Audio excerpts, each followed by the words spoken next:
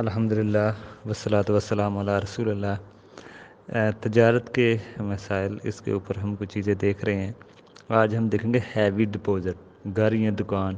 یہ مطلب رہن پہ لینا، رہن رکھ کر کچھ چیزیں لینا۔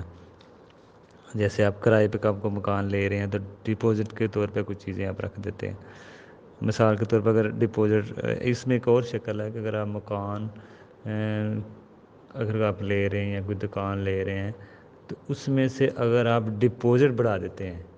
ایڈوانس پیسے بڑھا کے اس کی وجہ سے کرایہ اگر آپ کم کر رہے ہیں تو یہ بھی ایک سود کی شکل ہے۔ ہاں، ویسے کوئی آپ کو کم کر دے یا معاف کر دے، آپ کی کچھ جان پہچان والا نکل آئے، تعلق والا نکل آئے، تو وہ پھر مسئلہ نہیں ہے، وہ جتنا مرضی کرایہ کم کر دے تو اس میں مسئلہ نہیں ہے۔ لیکن آپ جیسے کسی کو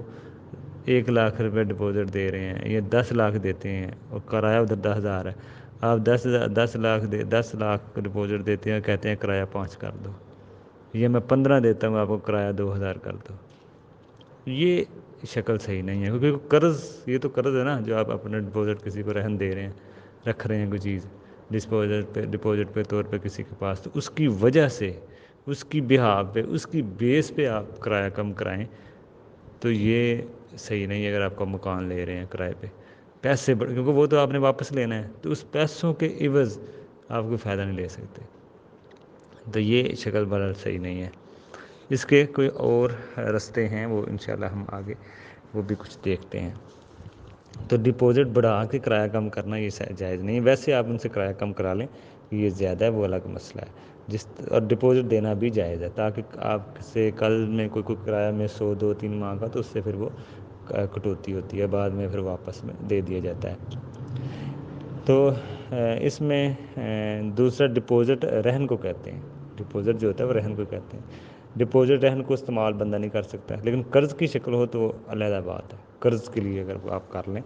جیسے زبیر بن عوام کے بارے میں آتا ہے کہ وہ کوئی سپورٹ امانت رکھی جاتی تو وہ قرض اس کو کر کے رکھ لیتے، پھر انویسٹ کر دیتے، بعد میں کوئی آتا تو اسے دے دیتے، تو یہ اس میں مسئلہ ہے۔ سیکورٹی کے طور پر جیسے اللہ کے نبی نے جھاؤں خریدے تھے، لوہے کی ڈھال رہن کے طور پر رکھی، تو یہ قاعدہ ہے، ڈپوزٹ رہن کی چیز استعمال آپ نہیں کر سکتے۔ لیکن اگر جیسے کوئی آپ نے کسی کو سیکورٹی کے طور پر چیز رکھی ہے، کوئی چیز لی ہے آپ نے کرائے پہ یا ویسے لی ہے یا قرض لیا ہے، تو اگر گائیں بیل ہے، کوئی جانور ہے، تو وہ آپ استعمال کر سکتے ہیں، کیونکہ وہ چارہ کھائے گا، یا کوئی گھوڑا ہے وہ سواری آپ کر سکتے ہیں، کیونکہ وہ اس پہ آپ خرچہ بھی کریں گے،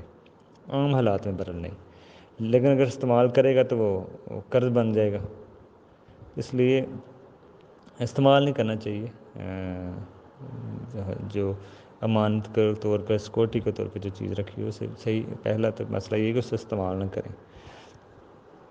اس لیے بہتر مسئلہ اس میں یہی ہے۔ دوسرا اس میں مسئلہ، اگر کوئی اپنا گھر کرائے پر دیتا ہے 10 لاکھ لے کر ایڈوانس رہن پر، اور گھر کا کرایہ کم کر دے یا معاف کر دے یا نہ لے، تو یہ بھی ایک سود کی شکل ہے، ٹھیک ہے نا۔ اگر بندہ یہ کہتا ہے جی میں آپ کو 10 لاکھ دیتا ہوں، تو آپ میرا 10 لاکھ استعمال کریں اور میں آپ کا مکان استعمال کروں گا یا دکان یا کوئی اور چیز استعمال کروں گا، تو وہ قرض دے کے 10 لاکھ 20 لاکھ رہن کے طور پہ، سیکورٹی کے طور پہ، جو بھی نام لگا لیں، کسی کو دے دیا، اور اس کی جو حکم اس پہ آئے گا وہ قرض والا ہی آئے گا، کیونکہ اس نے ویسے دیا، واپس لینا ہے، تو وہ قرض کے اوپر یہ نہیں کہہ سکتا میں آپ کا مکان استعمال کر لیتا۔ ہاں، اگر مکان استعمال کرنا ہے، اس کا مکان لینا ہے، تو اس کا کرایہ دے اسے، جس کو آپ نے 10 لاکھ دیا ہے، ٹھیک ہے، جس کو آپ مکان لے رہے ہیں، دکان لے رہے ہیں، فیکٹری لے رہے ہیں، تو آپ ڈپوزٹ کے طور پر رکھا ہے، اور آپ یہ نہیں ہے کہ آپ پیسے دے کے اس کا مکان استعمال کریں،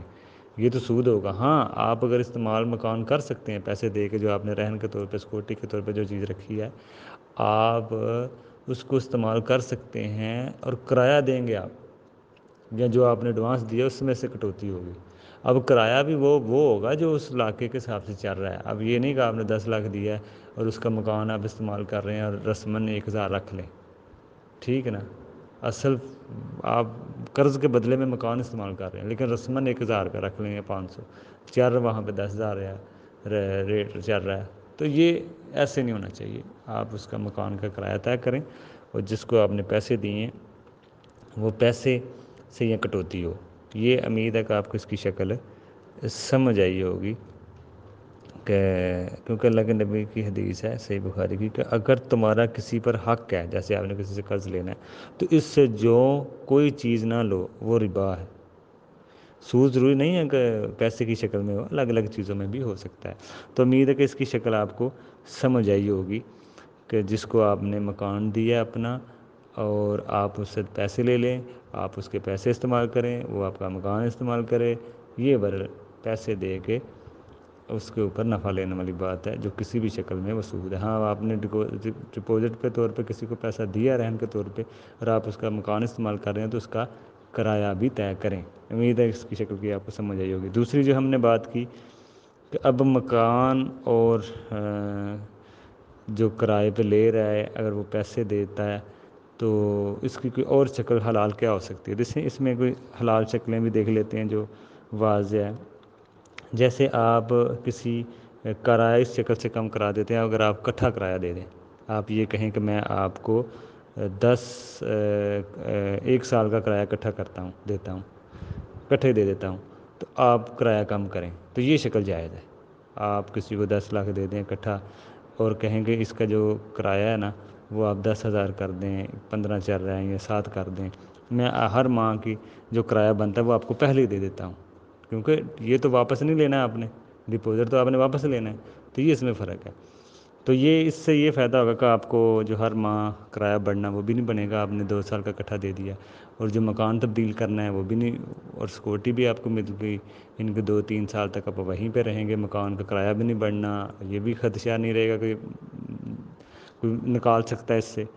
اور آپ نے جو سیکورٹی دی ہے وہ آپ کا جو ڈپوزٹ آپ نے دینا تھا 5 لاکھ 10 لاکھ وہ بھی بچ گیا آپ کا، آپ نے اکٹھا کرایہ دے دیا، اور جس نے لیا ہے مالک مکان نے اس نے آپ کو یہ واپس کرنا تھا اور اس نے اکٹھا کرایہ لے لیا 5-6 2-3 سال کا،